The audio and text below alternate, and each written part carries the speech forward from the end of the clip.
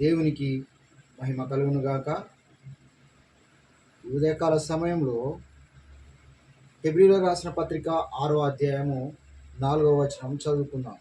ఒకసారి వెలిగింపబడి పరలోక సంబంధమైన వరమును రుచిచూచి పరిశుద్ధాత్మలో పాలివారై దేవుని దివ్యవాక్యమును రాబో యుగ సంబంధమైన శక్తుల ప్రభావమును అనుభవించిన తరువాత తప్పిపోయిన వారు తమ విషయములలో దేవుని కుమారుని మరలా సిలువ వేయుచు బాహాటముగా ఆయనను అవమానపరుచున్నారు గనుక మారు మనసు పొందినట్లు అట్టి వారిని మరలా నూతనపరచుట అసాధ్యము.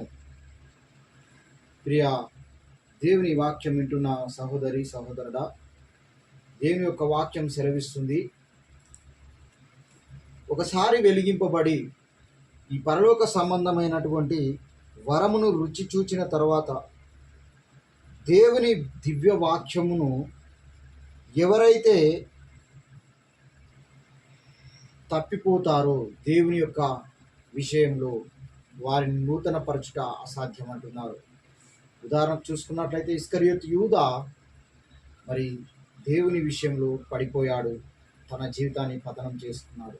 ఈనాడు అనేకులు దేవుని వాక్యాన్ని వింటున్నారు, వారు గ్రహించడం లేదు. వారు ఒకసారి వెలిగింపబడుతున్నారు, మరలా ఈ లోకంలో ఉన్నటువంటి లోకాశ, నేత్రాశ, జీవపు డమ్మము అనేటువంటి వాటికి లొంగిపోయి తమ యొక్క శరీర క్రియలకు లోబడి తమ జీవితాన్ని పతనం చేసుకుంటున్నారు. కాబట్టి దేవుని వాక్యం సెలవిస్తుంది, అట్టి వారిని నూతనపరచుట అసాధ్యము. వారి జీవితాలను వారే పతనం చేసుకుంటున్నారు. ఈ కొద్ది వాక్యము దేవుడు దీవించి ఆశీర్వదించునుగాక. ఆమేన్.